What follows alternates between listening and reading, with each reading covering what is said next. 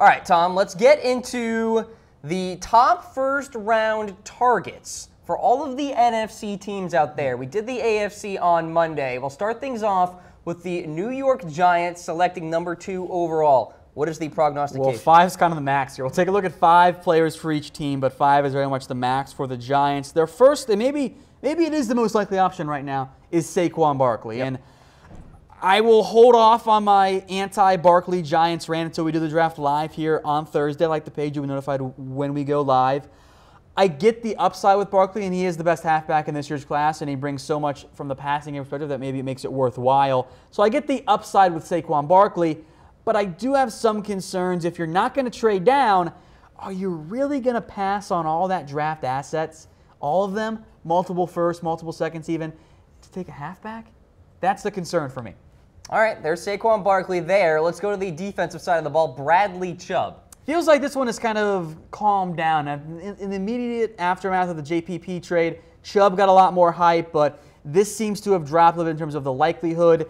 I think he'd be an okay fit, but I think the Giants, if they're going to move to that 3-4 scheme, I think Chubb is best in a 4-3. He can play a 3-4, but I think if the Giants are not going to go quarterback, they'll look at halfback, or they'll look at the next guy here, and that's Quenton Nelson. I don't think the Giants are in great shape on the offensive line, and as far as I'm concerned, Nelson is the best player in this year's class. So if I'm the Giants, I would consider it, but again, if you're not going to trade down, Cam, are you really going to pass on a quarterback? Yeah. Well, speaking of which, Josh Rosen, right there. I actually really like the fit of Josh Rosen in New York. I think it'd be a good fit there. Rosen is the most pro-ready, but he wouldn't have to play right away necessarily. Correct. And if I'm the Giants here, and I think in reality you're thinking, hey, we're going to try and win, we think we're good enough to win, maybe then you don't take a quarterback. But at the same time, how many more years does Eli Manning have left? 1 or 2? In terms of actual being a passable quarterback in the NFL, yeah, he can be a long-time backup if he wants to do that route, but he's not going to. If I'm the Giants, this is your best chance to get a quarterback. And unless they truly don't like any of the QBs outside of Sam Darnold, who we'll get to in a second, I would take Rosen or Baker. Get your quarterback, let him sit for a year, play Josh Rosen, even if you get the season ended earlier, if you're not a playoff team, whatever. Get your quarterback, let him learn some from Eli Manning, give him some time to acclimate a little bit, be it Rosen, Darnold, whoever. I think Rosen in New York would be the pick I would make, but I don't know if it's the pick the Giants are going to make, and that's what concerns me. I agree. Yep. All right, so there's Rosen there. Let's go to another quarterback, Sam Darnold. You know, you got to think of the what-ifs here, Tom. Does he fall to number 2? Well, if the Browns don't take Darnold and take Josh Allen, I will just have given up hope in general because that doesn't make any sense to me whatsoever. But Darnold, I get the upside play, but the turnovers are a big concern for me. The accuracy isn't all that great. The motion's quick, but it looks a little loopy. I don't like it all that much. He's still very raw. Darnold is not ready to play, and if you're the Giants, that's kind of what you want in the end, right? You want a guy that you can groom for a year, let Eli Manning finish out his career as a Giant, then move on to your next quarterback. If I'm the Giants, I am going quarterback, but in the end, I don't think that's the route they go. I think Barkley is the front runner right now. And I've seen in the comments as well, I would trade down. Yeah. Get all of those assets and then get multiple top 50 picks, we'll call it. Get a halfback, get an edge rusher, get a lineman, maybe still get a quarterback somehow if you want Jackson. That's what I would do. But in the end, I think the Giants are more inclined to stand pat because Dave Gettleman doesn't trade down in the first round. He's not a trader in round 1. I really think Dave Gettleman wants Saquon Barkley at 2. I really believe that. I kind of get that vibe too. And he's atop your list here, Tom. Top first-round targets for the Giants. Barkley, Chubb, Quenton Nelson, Josh Rosen, Sam Darnold. I think the most sensible pick would be Quenton Nelson, though, in terms of need. Well, I love Nelson. I still think quarterback is your biggest need because you're not going to be, in theory, if you're playing well, you're not going back up to the top. But I think Nelson is the best player, and he does fill a big need as well. All right, so do you think the Giants will trade back from number 2? Hit us up in the comment section on Facebook and YouTube. I hope they will. It's part of the discussion, part of the buzz out there. They will. Ahead of the NFL draft. All right, so let us know here on NFL Daily. Cam Rogers alongside Tom Downey. Let's get into the top first-round targets for the Washington Redskins. And my eye, Tom, is on the interior of that defensive line. And I think that makes a lot of sense for them because they had a terrible run defense last year. It was actually the worst run defense in the NFL. you can go get a nice run stuffer. We'll talk about some of those players. If you're not going to go on the interior of the defensive line, maybe look on the interior of the offensive line. Yeah. Maybe you want a guard, but at 13, I think that's a little bit early for a player like Isaiah Wynn, Will Hernandez, unless Quenton Nelson falls, which we know he's not going to. The other spots I would look at, I think cornerback is an area that they could look to address. I would also say this is the ceiling for as high as Derrius Guice can go, who we'll talk about as well here in a minute. All right, so let's get to your number one target here. Vita Vea, defensive lineman out of Washington. A very popular pick for the mockers out there. If he's there, I think he's the pick. Yeah. Like, the Redskins need a nose guard. Vita Vea is the best one in this year's class. I pencil him in at 13. The Dolphins, by the way, are a team that I would also monitor for Vita Vea because I know that they like him. But I think Vea and the Redskins is a perfect fit. He helps solidify that defensive line. And now you've got Jonathan Allen and you've got Vita Vea on the same line. You can put Matt Ioannidis on there as well as your number 3 D lineman with a nice little pass rush too. You're in good shape right there. You're in very good shape. Let's take a look at Payne, defensive lineman out of Alabama, kind of 1B to Vita Vea. He doesn't quite bring in terms of statistical production and maybe the same agility that Vita Vea does in terms of the pass rush, but he's better than the 1 sack, 1 tackle for loss indicates. I think he can do more than what he did at Alabama because he wasn't really asked to do that.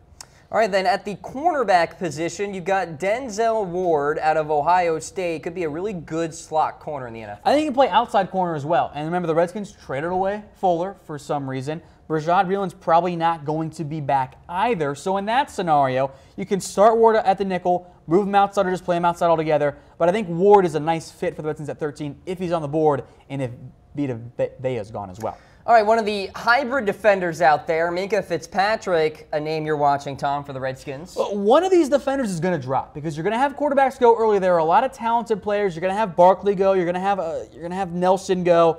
One of the talented defenders will slide. Maybe it ends up being Fitzpatrick if that's the case. The Redskins should jump all over him. Go play him at cornerback. Boom, there you go. How about Norman Fitzpatrick on the outside? There you go. That's a nice 1-2 punch. Not bad at all. Derrius Guice as well out of LSU. In the end, I think it's too early for Guice, but I think it's a discussion that will be had in their war room.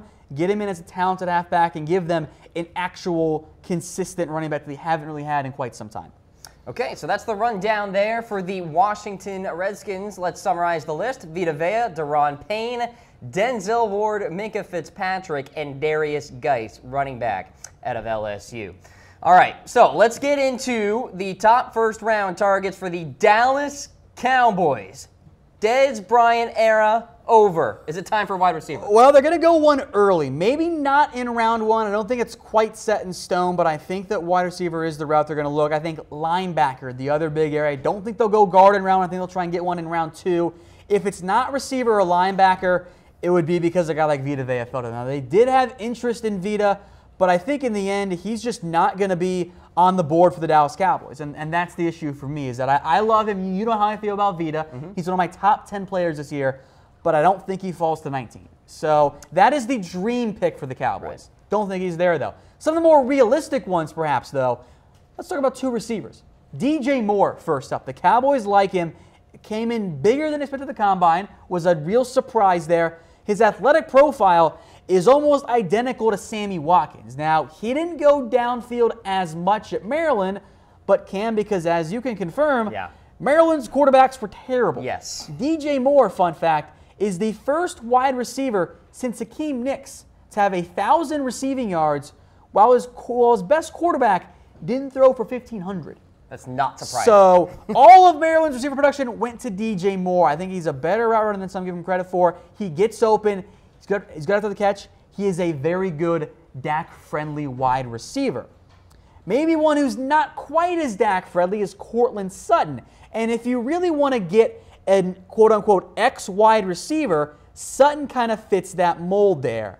So we mentioned Sutton here. He's bigger than DJ Moore or Calvin Ridley, who was the first guy off this list, by the way. But Sutton, as it just came out today, has an official 30 visit for the Cowboys. And the Cowboys want a bigger-bodied wide receiver to kind of fill that Dez Bryant role. Sutton becomes the guy. I think he has great size and athletic ability. He had really good 3-cone drills, a great agility there, but he's raw. He won Cam by just being bigger and faster than those other receivers, other cornerbacks SMU would always play. What about the Cowboys fans who I know will complain, but Sutton is Dez Bryant 2.0? What do you think? I mean, that's kind of a similar place. I don't think it's an ideal comp, but if you want a true Dez Bryant replacement, as a guy that's bigger, can out-leap players, can win as an X-receiver, that's where I think it makes the most sense. And I would not go Sutton. I would go with Ridley or DJ Moore. Those are my top 2 receivers. But Sutton is well-deserving of a first-round pick. I think he goes somewhere in round 1 as well. All right. And it could be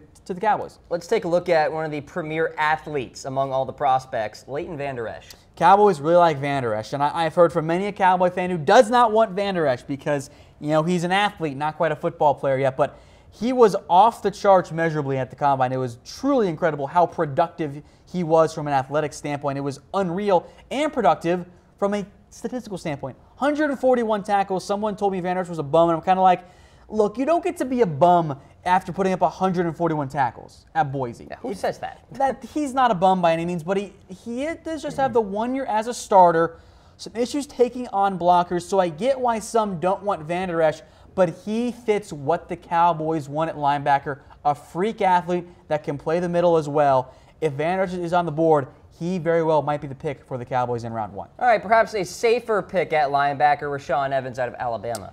I don't think he's not the same athletic guy that Vander Esch is, but I think he is a better football player right now. And for whatever reason in recent years, Cam, we've seen the Alabama linebackers slide a little bit, or Alabama defensive players slide. Jonathan Allen slid. Foster slid for, now we know why he slid. Yeah. Rashaan Evans, maybe he slides just a little bit. He's going to be an instant impact linebacker. 19 might be a little bit early, but I don't think it's that much of a reach. So I think I saw this in the comments as well. I would like if the Cowboys traded down. Trade down, get another top 100 pick, and then move back up in round 2. That's what I would do. All right, so what's the bigger need out there for the Dallas Cowboys? Wide receiver or linebacker? Give us a heart for wideout, a laughing face for LB. Tom? Trick question, it's nose guard. But the Cowboys aren't going to value the nose guard in the same way, so I think their mindset of their biggest need right now, I think it might be a receiver. Because you cut Dez Bryant, so your top receivers are now Terrence Williams, Allen Hurns, and Cole Beasley. You and Buffalo got the 2 worst receiving corps in the NFL. It's not good right now for Dallas. All right, let's summarize Tom's first-round targets for the Dallas Cowboys. Vita Vea, DJ Moore, Courtland Sutton, Leighton Vander Esch, and Rashaan Evans there. All right, folks, you're watching NFL Daily. Cam Rogers alongside Tom Downey. We are presented by AutoList. Head on to Autolist.com. Get that dream new or used car out there today. Featured on so many media outlets as well. So check them out, Autolist.com. They're sponsoring the show here today. We're going to stay in the NFC East for our first round draft targets. And we've got the Philadelphia Eagles here, Tom. And for Philadelphia, the needs aren't great, but there are a few there. Yeah, I think the Philadelphia Eagles, because they've built their roster because they've hit on so many different picks, they can kind of take the best player available almost regardless of position, maybe not quarterback. Maybe that's one spot that they don't end up targeting there, but they'll look at a lot of different directions, so we'll highlight some key players that could slide a little bit and make sense from a value perspective. First up, Derrius Guice. If he's on the board, I think Philly takes him.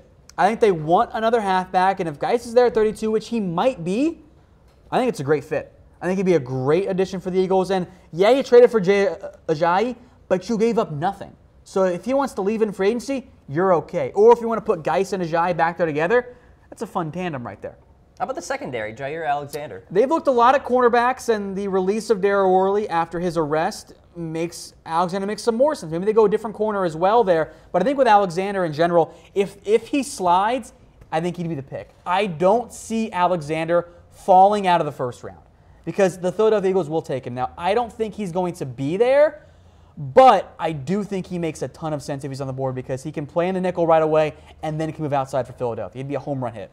All right, how about the tight end position? Dallas Goedert here, where you look at a situation with Trey Burton moving on, there's a hole there at tight end. I think tight end's a sneaky need for Philadelphia because they've often used 2 tight ends. Yes, they've got Zach Ertz, but Selleck and Burton are gone.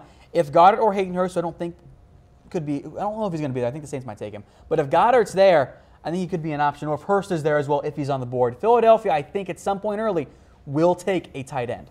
And then at safety, Ronnie Harrison out of Alabama. Harrison is an interesting fit because I think he's going to be on the board, but I think there is going to be someone that slides that ends up making more sense for Philadelphia than Harrison. We'll get to another safety here as well in just a second. He's a nice combo safety, can be that third safety right away for Philadelphia, but I don't know if he's going to be the most targeted fit there in the end. All right, so Ronnie Harrison there at safety. We have another safety as well, Justin Reed out of Stanford here, Tom. What is the analysis on him? I think that Reed's going to sneak into the back half of the first round, so I want to make mention of him here. I think he can do a lot for you. He can play both safety spots, can play nickel corner, but if you want an actual free safety, Justin Reed might be your best fit in the end. So also not mentioned at all here, our offensive linemen. If one of them slides, namely a tackle, I think Philadelphia might pull the trigger on them there. Let's summarize the entire list here for Tom Downey and his draft targets for the Eagles. Derrius Guice, Jair Alexander, Dallas Goedert, Ronnie Harrison, and Justin Reed. So some secondary help as well as some help on the offensive side. Let's go to the NFC North now, and we will take a look at the Chicago Bears and their first-round targets. The team needs for Chicago, could look at offensive line, maybe front seven. I'd also consider some of that front seven or the secondary. Yes, they kept Amukamara. Yes, they kept Fuller, but I still think they could go cornerback early if they love someone like, say, Denzel Ward.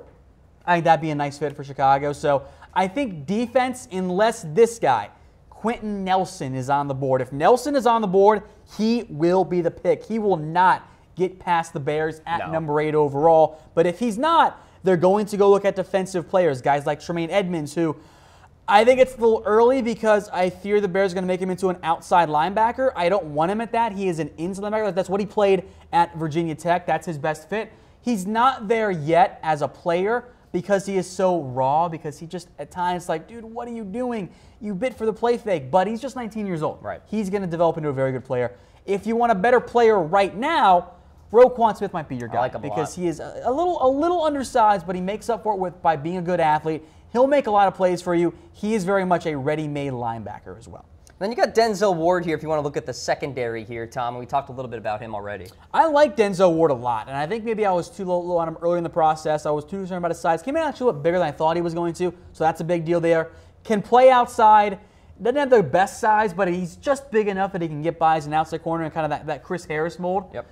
So I think Ward is a strong option for the Bears at number 8. Then at edge rusher here, Harold Landry balled out in 2016, had an injury last year, but what do you make of him? I think Landry, I haven't seen a lot of mocks at this one, but it's one I've been very close to doing myself because if you're the Bears, you need another edge rusher. Landry is the best edge rusher that's going to be on the board because Chubb's not going to be there. I think Landry could be a bit of a dark horse surprise pick for the Bears based on what I've seen so far because he is a perfect fit as a 3-4 outside linebacker. He and Leonard Floyd on the same team, that's a fun 1-2 punch right there. All right, let's take a look at the top first-round draft targets for the Bears. We got Quenton Nelson, Tremaine Edmonds, Roquan Smith, Denzel Ward, and Harold Landry. All right, let's get into the top first-round targets for the Green Bay Packers here, Tom. And in terms of needs for them, you're looking at outside linebacker, perhaps guard? Yeah, outside linebacker, that edge rusher role is a big need for them. There should be one of Harold Landry and Marcus Davenport on the board. Guard, I think they could use one more guy, but they might spend a late round pick or just try and get Jason Spriggs over there full time. Cornerback, still an area of need. I think this is kind of the floor for one Denzel Ward. Receiver is going to be, I think, a day 2 pick maybe. You could go for an inside linebacker, but Packers typically haven't valued that highly enough. All right, so with that, let's take a look at Harold Landry. I'm wondering if number 14 is Landry kind of range here, Tom. And, it could be Davenport range as well, but what do you make of him? I think that this should be Harold Landry's floor. If the Packers don't take Landry, it better because Denzel Ward was their pick, or Minkah Fitzpatrick or a better defensive player, because they should not take a different edge rusher over Harold Landry. He'd be a great fit for Green Bay, a strong option on the outside coming in off the edge. Yes, you've got Nick Perry, never played in all 16 games. Clay Matthews is aging. Yeah, they spent a mid-round pick on Vince Beagle. He is a number 3, number 2 edge rusher. With Nick Perry always hurt, with Clay Matthews aging, edge rusher is a need for Green Bay. That also brings us to Marcus Davenport. If Landry's gone, Davenport seems to be the fun pick for Green Bay and the very popular mocked pick. And I think it makes some sense. He can come in as a third and edge rusher early. He's still a little rough around the edges, but the upside is there. I mostly saw him win because he was bigger, stronger, faster than the guys UTSA played against. So that's a concern for me, but I think he makes sense at 14. That's kind of the opening of the window for Davenport as far as I'm concerned. And then you got Minkah Fitzpatrick, one of the more Swiss Army knife kind of players out there among the prospects, and I like to call him kind of part of that modern-day NFL defensive back, where you can utilize him in many different spots. Can play strong or free safety, can play corner, both outside and nickel. I don't think he's there, but I could see a scenario where maybe Lamar Jackson, someone trades up for them, or there are 5 QBs in the first 12 picks, and then you do see somebody slide. Maybe the linebackers go off the board, and Landry goes as well potentially, and then Fitzpatrick slides. I don't think it's all that likely, but it would be, I think, a dream scenario for Green Bay. They drafted Josh Jones last year. Clinton Dix had his issues in Week 17 in particular, kind of quit down the stretch. That's a concern there. So I could see a scenario with Packers go safety. I don't think it's that likely, though. He's definitely the least likely of these 5 guys we discussed. And the Packers dealt with a lot of injuries in that back end last year, and Devon House wasn't very good. Kevin King in his rookie campaign was not very good Up and either. down, Maybe you look at Denzel Ward here for Green Bay. If he's on the board, I think he's the pick, actually. Because, yes, you spent a second-round pick on Kevin King. Yeah, you brought in Sherman Williams. You re-signed House as well. Quenton Rollins has been hurt lately, didn't have the same breakout year that we thought he was going to have after a really, really good first year. Yep. If Ward's on the board, he's the pick for me. Pencil him in, get him in as an outside or as a slot corner. Rollins was a disappointment. They traded away Randall. The clearing of Randall, getting him off the roster, I think increased the chance the Packers go cornerback if there's one available that they like. All right, call me biased for the tall, lean, ball skill kind of corners out there, but I love Josh Jackson, and this could be prime Josh Jackson kind of territory here. This is the earliest I think I see him going. If the Packers don't want to go edge, if they want a lanky, long corner to fit with Kevin King, if they want 2 of those guys, that's kind of what Josh Jackson's mold is, though he's not quite the athlete that King is. That could make some sense. I don't think it's Jackson. I do feel pretty good that the Packers are going to go edge rusher or Denzel Ward at number 14 overall, because I think one of those guys will be there for them. All right, so the top first-round targets for the NFL draft and the Green Bay Packers. Here's the list. Harold Landry, Marcus Davenport, Minkah Fitzpatrick, Denzel Ward, and Josh Jackson. So a lot of defensive help there for the Green Bay Packers. All right, folks, Cam Rogers coming at you alongside Tom Downey. You're watching NFL Daily, sponsored by Autolist. Head on to Autolist.com. Get that car shopping done in a flash. New and used cars all in one place for you guys, so get it done. Autolist.com. All right, let's take a look at the Detroit Lions here, Tom. Picking at number 20 overall. What are you zoning in on here? Trenches. That's what I'm looking at the most, because Detroit fans, I will never give you a tight end at number 20. Don't worry. I know you guys don't want that. I'm not going to do it either. Tom. You can't do it to him like that. It's like the Browns with a quarterback in the 20s. It's just not going to work well. So with Detroit, I do think defensive tackle is an area that they're going to look for. I think it's going to be more of a run stopper as they move to the Matt Patricia defense. Not necessarily a 3 technique like Taven Bryan. He's not going to be on this list. Neither will Mo Hurst. Offensive guard makes some sense, but also so does running back. And yes, they brought in LeGarrette Blount, but I think that Derrius Guice is still an option for Detroit at number 20. I don't think he's going to be the pick, but if the guards are gone or the DT that they want is gone, maybe Detroit goes halfback and says, okay, Blount, you have a year. We'll give Guice some work, and then maybe they do end up trading him like I thought they might had they taken Guice before they'd signed Blount. Matt Patricia is the head coach of the Detroit Lions. He's a defensive mind. Maybe he goes D in that first round with Daron Payne. You know, I think they're going to run more 3-4 type of look, so I don't think they truly want a 3 technique. And I don't think Taven Bryan, who would have made sense earlier, I don't think he fits if you want to play him as a 5 technique as an outside defensive end. So in that scenario, I think Payne makes sense because he can play, I think, 1 technique, 3 technique, or 5 technique. I think he can do all of those things for you, and that versatility, I think, will appeal to Patricia, who comes from, of course, from the Bill Belichick coaching tree. In comes Harold Landry. If he's there at 20, it's a steal. It's got to be the pick. Like, I've seen a lot of mock drafts have him falling. We've done one with our family and our journalism mock draft that had Landry falling. He should be off the board before 20, but if so, you take him, and then you feel a lot better about the future of Ziggy Ansah because you drafted Landry, or maybe because you drafted Marcus Davenport. I think that is also a strong option here for the Detroit Lions at pick number 20. That's the route I would try to go as well. If you really want to go get an edge rusher, I think Davenport makes a lot of sense for you. I have some concerns about his ability to play right now, but the upside makes it worthwhile.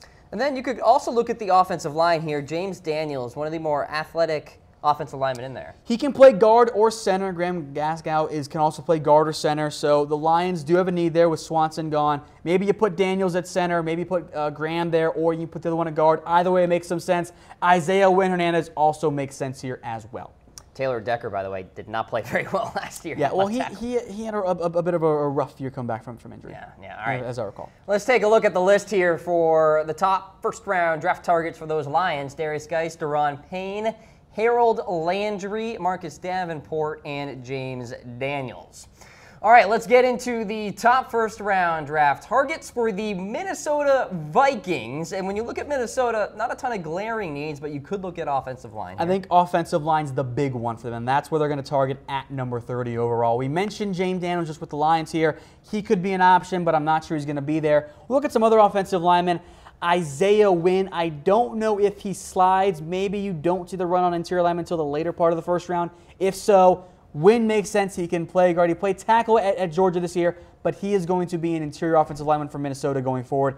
I think that makes sense if he were the pick. I think Will Hernandez also makes sense. Hernandez is more of the mauler. Wynn is more of the athlete, but both can do the other part just well enough that they justified Hernandez. A better athlete than I thought he was going to be, but he's got that bowling ball build, a Brandon Brooks type, where he just kind of looks like a bowling ball in the middle. Like nice, good size. He was listed at barrel-chested, as they say. Barrel-chested, sure. That works as well. So he makes sense there. I think Billy Price also makes some sense for the Vikings. And if, assuming McGlinchey and the like are gone at the tackle spot, maybe they look at a guy that can play center. You reunite him with Pat Elflein. He can play center or guard. I think it's a bit early for Price, but I think Price is kind of like, okay, all of the offensive linemen we wanted are gone. Here's our worst-case scenario.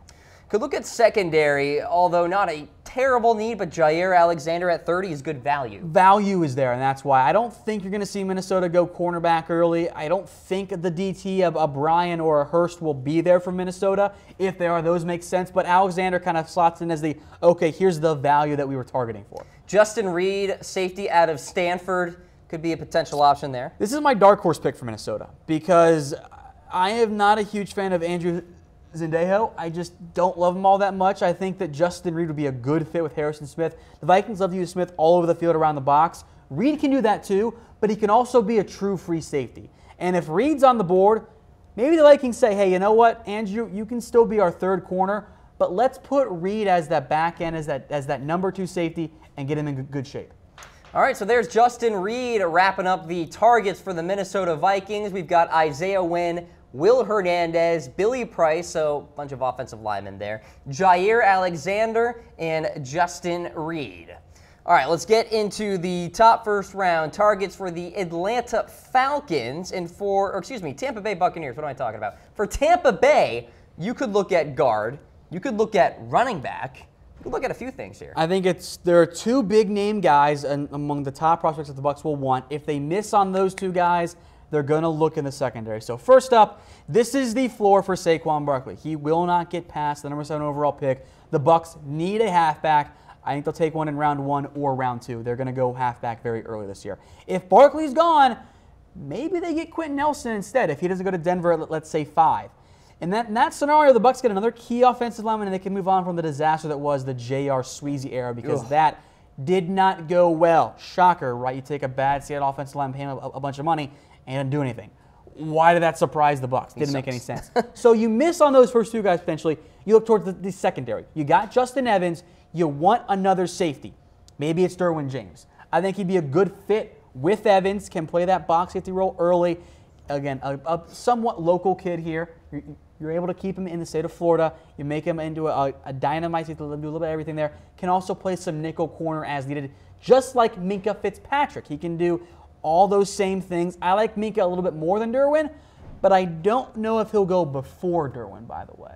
I think there is some doubt about where to actually play Minkah Fitzpatrick if you want him as a box safety or as a cornerback or as a free safety. Same with Derwin a little bit, but I think Minkah, because he was so versatile at Alabama, there's a little bit more doubt about where he can play, which maybe isn't the most fair thing for him in the end. And then if you miss on those guys, which you're not going to, maybe you just want an A-pure cornerback and you take Denzel Ward. I think this is about as early as Denzel will end up going in this year's draft. All right, let's take a look at the list for the Bucs. It's Barkley, it's Nelson, Derwin James, Minkah Fitzpatrick, and Denzel Ward there, cornerback out of Ohio State. All right, let's get into the top first-round targets for the Carolina Panthers. And if you want to look at the defense, perhaps zone in on safety, defensive end, maybe corner. I don't know if they'll go safety. Justin Reed could be an option, but I think the Panthers in general haven't always valued safeties that much. I think they'll look for other positions, namely maybe an offensive lineman, but I think receiver and cornerback make the most sense. DJ Moore is a guy the Panthers like. They have shown quite a bit of interest in DJ Moore. If he's on the board, he might be the pick. Same is true with Courtland Sutton, because Courtland Sutton gives you another bigger-bodied outside that can run a little bit faster than, let's say, Devin Funchess has shown that he can do. We know that Cam likes big-bodied receivers. I think he and Sutton have some good fun in the red zone there. Either way, Sutton or Moore gives Cam Newton more weapons, and man, does he need them at wide receiver. They've undervalued that spot for too long. They did lose Andrew Norwell. If they want to replace him, maybe Will Hernandez is your guy. I don't think he'll be the pick, but I think, again, this is kind of a backup, like, man, the corners we wanted and the receivers we wanted are gone, but let's take Hernandez and kind of solidify that guard spot. I think they'll be okay, but it is something worth monitoring with the offensive line there. I don't know if Carolina really wants to go into the next year with Trey Turner and a big old question mark at left guard next year. All right, and then Josh Jackson out of Iowa. Well, we'll get that photo corrected here in just a second as well. That's actually Denzel Ward's photo, so we'll fix that here in just a second. But when it comes to Jackson, it's a big question mark for me because of his size and his speed concerns, because he didn't always do the best at that area because he's not the fastest guy. He's not the strongest guy, even though he should be stronger than what he is because he's so lanky and long there. That's the concern with me for Josh Jackson, is he put up great production, great ball skills, great intangibles in terms of making plays on the football, broke up all the passes you could possibly want. But the Panthers need a cornerback, so if it's not Josh Jackson, maybe it's Jair Alexander then. I think he's a really good cover corner, a little bit undersized, but don't let the production from last year fool you, because he was better than that because he was hurt last year. That might drop him, but he was a better athlete than I thought he was going to be at the NFL Combine. I like Alexander. If Jackson or Alexander is gone, I would not at all be surprised if the Panthers said, okay, you know what? Let's get another talented corner, and let's take one of those two guys. All right, top corner there for the Carolina Panthers, Ross Cockrell now, so we'll see what he can do. He had an okay year last year, but they need help at cornerback in a big way. Bradbury there as well. DJ Moore, Courtland Sutton, Will Hernandez, Josh Jackson, Jair Alexander, the top targets in that first round for the Carolina Panthers. Now with that, let's get to the top first round targets for the Atlanta Falcons, perhaps a team with the most balanced roster in all the league. I think they are, and I think that's why they're going to look at two main positions, the defensive line or wide receiver. So for this segment, we're going to focus on those guys only. Maybe they want to get a tight end, but I don't think they really want to do that. Their other needs are like at fullback, at quarterback. You need depth in general for all NFL teams across the board, but I think the Falcons are in great shape. If I'm Atlanta, I would strongly consider trading up this year because I think you can get somebody very, very talented and get them locked in, and you don't have the need to have other depth throughout your roster. All right, so for the Atlanta Falcons here, on that front line, Taven Bryan out of Florida. Look, if you want a 3 technique, Bryan is one of the best ones available this year. He is very disruptive, but you see it in the stat total. 6 tackles for loss and 4 sacks. Someone of Bryan's athletic ability should have done more. And he didn't because he's raw. He's not there yet. He's not fully developed. He needs some time, but the upside is there. I would not at all be surprised if he snuck into the first round this year, Cam. I would not be whatsoever surprised. And then you got Daron Payne, defensive lineman out of Alabama. We've talked about him a few times on the show here. If he's there at 26, I mean, that's a value pick, big time. It is, and I think I could see a scenario where Payne is available. Remember, they lost Poe. Payne can slot in as that more one-technique run stuffer with Grady Jarrett and some nice edge rushers alongside of him. So I really like the fit of Payne. I don't necessarily know if he's going to be there, but if he is, I'm hustling that podium, and I want Payne on my team. All right, let's take a look at this guy. We haven't talked about him yet. Maurice Hurst out of Michigan. I like Hurst a lot. He is very disruptive. There was the heart concern at the Combine, but he has since been cleared. So I don't think it's going to be an issue, but if he slides, maybe some teams didn't clear him on their own. And just because he's cleared doesn't mean every single NFL team is going to clear him in the end either. So Hurst makes sense if the Falcons want a more penetrating 3 technique. I think Grady Jarrett fills that role well enough based on what he's done. Yeah. I would prefer Daron Payne, but if you want to go somewhere else, Hurst makes a lot of sense.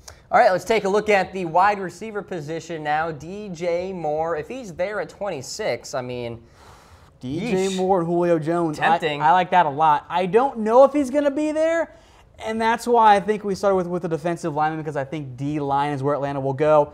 I think they can find someone in round 2 to be a very quality pass catcher for them.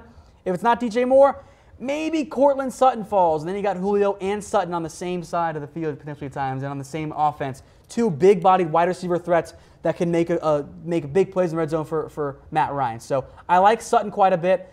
I think if he's on the board, the Falcons could go that route, but I think in the end they're going to target defensive linemen. I think Payne makes the most sense for Atlanta based on those 3 defensive linemen that we discussed. Let's summarize the top targets for the Falcons. Taven Bryan, Payne, Mo Hurst, DJ Moore, and Cortland Sutton there. All right, folks, you're watching NFL Daily presented by AutoList. Head on to Autolist.com. Get that car shopping done in a flash. We're talking about new and used cars. Fantastic database.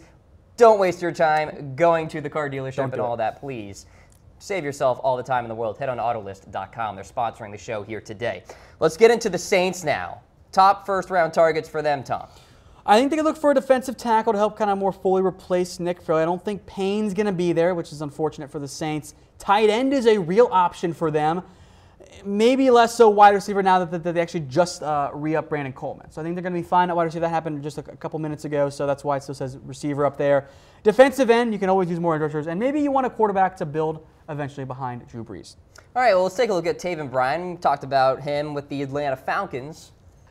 I think it makes some sense. I think the Saints would prefer to have 2 more penetrating guys if that's the case. Bryan's a nice fit there, and I think he might be my mock draft pick for the Saints if he's going to go in the first round. This is around the right range for Bryan. All right, we're in Hubbard territory now for the Saints. He is weird because he had great agility numbers at the Combine, and then he ran his pro day at Ohio State's pro day, which is always way faster than it actually is because I think they run downhill and they only run 38 yards.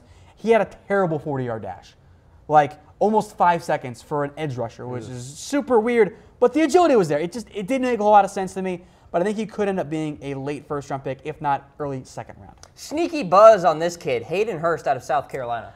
I don't really love him all that much. He does bring you quite a bit in the passing game, but he's still a little bit raw in various assets. He's not a good blocker. 24, too. And he's 24. Somebody called Jack Bauer. I don't really want a somewhat old tight end who's raw. That doesn't appeal to me. I would actually rather have Dallas Goedert, but there's been a lot of buzz on Hurst in round 1. I would not be surprised if he's the pick here for the Saints. All right, Dallas Goedert's there on the board as well, perhaps for the New Orleans Saints, so keep an eye on that, ladies and gentlemen. And Lamar Jackson, the buzz there. It's the floor for Lamar. Lamar will not get past pick number 27 overall in the NFL draft because the Saints will snatch him up. So if I'm the Saints and I see Lamar Jackson on the board there, that's my pick. And because I think he'd be a great fit to learn behind Drew Brees. I don't think he lasts in the Saints. That's why it's kind of more of the dream scenario pick. But I do think it's one worth mentioning. And as we get more and more into these bottom teams, 5 options does not do it justice because there's going to be a lot of uncertainty around the NFL draft. All right, let's summarize the list for the New Orleans Saints here. Taven Bryan, Sam Hubbard, Hayden Hurst, Dallas Goedert, and Lamar Jackson there, quarterback out of Louisville. We'll see what happens with Lamar. All right, folks, you are watching NFL Daily. Cam Rogers coming at you alongside Tom Downey. Time to look at the top first-round targets for the San Francisco 49ers, Tom. And for San Francisco, you could go to secondary, maybe front 7. Yeah, I still don't have a great feel for what the 49ers will do. We'll mention a bunch of different positions here. Nelson would be the pick if he was on the board. He's not going to be. I don't think they're going to go wide receiver either. So as a result, let's start off with some linebackers because Reuben Foster, now a big old question mark. Maybe that's even a higher need for them, but the top 5 needs are very shuffleable for me. Smith would be a nice fit. I like him. Either with or without Foster. He can be that weak side linebacker. They do have Malcolm Smith there, but I think he can be a stopgap. If you get Smith, maybe you can play them both anyway. So if Smith is there, I think it'd be a very good pick for the Niners. As what I think I wouldn't mind it in terms of what they could do also is Tremaine Edmonds. I think he could be more of that true replacement for Foster, make him into your middle linebacker, or maybe you want to make Edmonds into a Leo. Now, that's not the route I would go, but there's been enough buzz that maybe you think that could happen. Maybe there's just enough of an option there that you could see Edmonds slot in as that Leo, that edge that the Niners are also still looking for right now. Then you can go to the secondary. Of course, they addressed that during free agency with Richard Sherman, but Derwin James there at number 9 could be tempting. If you want to move Jimmy Ward to corner, I think that's where it makes even more sense. And I think that the Niners will consider a safety because, yes, they have Tart. Yes, they found a gem in Colbert, but I think you can see the 49ers in the end looking instead and saying, hey, let's get another safety. Let's get another guy who can play deep and then go ahead and try and move somebody else into safety or move Ward to corner and then figure it out from there. So I think Derwin James makes a lot of sense for the Niners if or without Fitzpatrick being on the board or not. So keep an eye on Derwin James at number 9. I think that's a nice fit for him. He can do a little bit of everything for you on the outside and on the inside. So I think Derwin James is a good fit there. Minkah as well. Minkah also makes sense. We'll get to Minkah here as well because he can do it all. He's in that same, a little bit more versatile than Derwin James. Maybe that's to his detriment. He can play nickel corner. He can play strong or free safety. I think he'd be a good fit for the 49ers. And I think if they don't go linebacker, and I'm not convinced that they will, I think they're going to target a defensive back instead.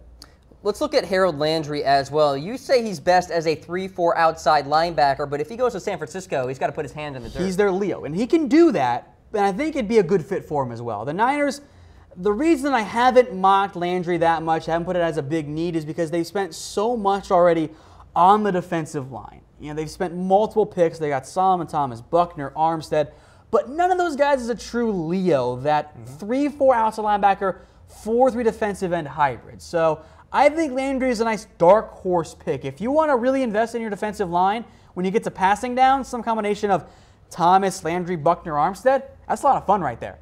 That's a lot of fun. So I don't know if Landry will be the pick. I don't think he would be, but I do think it's a name to monitor kind of throughout the draft. All right, who should the 49ers select at number 9 overall? Let us know in the comment section on Facebook Live as well as YouTube. So that's the rundown there with San Francisco. You're watching NFL Daily, presented by Autolist. Cam Rogers coming at you alongside Tom Downey. Let's go into the Arizona Cardinals now. Could they go quarterback? Quarterback's definitely an option, especially if they do like Lamar Jackson. The other two areas that I will monitor for them are receiver and cornerback. We'll also mention one offensive lineman as well. So we're getting some of these players here. Lamar Jackson. I think it makes a lot of sense. And I think he's going to go early around this range. Maybe someone trades up for him. Maybe it's the Chargers or the Bills stay pat at 12 and they take Lamar. But this is right in the middle of the Lamar Jackson range. That's why he's on the board there at number 15. Calvin Ridley also makes sense because the Cardinals have nothing at wide receiver outside of Larry Fitzgerald, and he is aging. They need more help there. Calvin Ridley can fill that role. I also think that Cortland Sutton makes quite a bit of sense for the Cardinals because he gives them a bigger-bodied wide receiver. He gives them that bigger guy that can catch things on the outside, can go deep downfield, can be a red zone threat. I think he'd be a nice fit for Arizona. Either of those guys makes sense. And offensive tackle, by the way, also makes sense for Arizona. Like McGlinchey. They trade away Jared Valdir. Now they need a right tackle unless they think Will Hold's the guy. This makes a lot of sense for Mike McGlinchey as well there. So I think McGlinchey makes sense for Arizona. I think it'd be a good addition for Arizona to get that talented right tackle. It's about as early as I foresee Mike McGlinchey going in the NFL draft. I just don't know if he's going to be the pick here. Maybe they take him, but if I'm the Cardinals, I would rather look at a cornerback, a wide receiver, or go get a quarterback instead. And, of course, we'll recap all these guys here in just a second as well. All right, so Mike McGlinchey there, offensive tackle out of Notre Dame. We'll see if he is selected there at number 15. We do also have Josh Jackson, cornerback out of Iowa. If they want to get a cornerback, I think Jackson fits that mold. He'd be a nice fit with Patrick Peterson as well. Let's summarize the entire list here. We got Lamar Jackson, Calvin Ridley, Cortland Sutton, Mike McGlinchey, and Josh Jackson.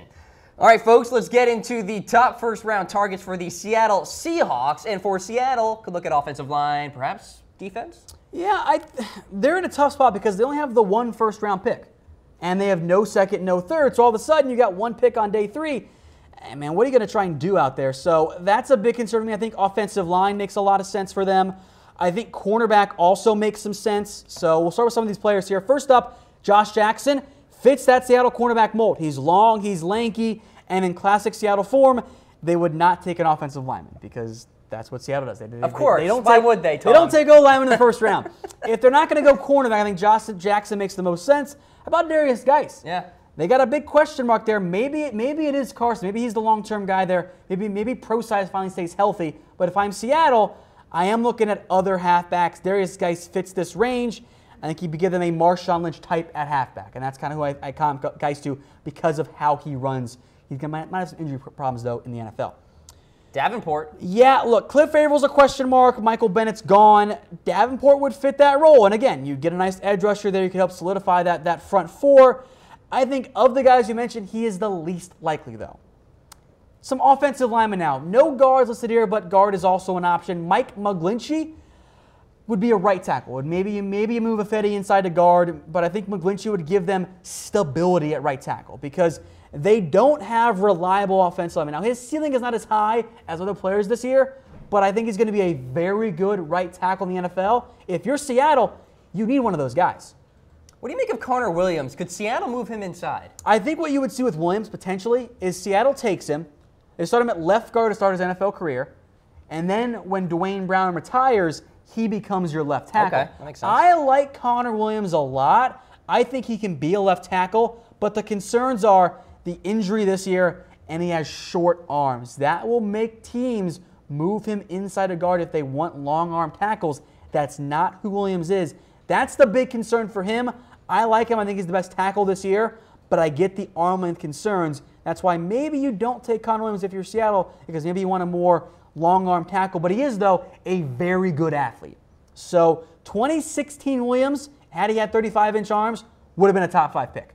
Lock. But because he was hurt this year, because of the arm concerns, maybe he's in for a bit of a draft day slide. All right, the top draft targets: Josh Jackson, Derrius Guice, Marcus Davenport, Mike McGlinchey, Connor Williams, all assigned to the Seattle Seahawks.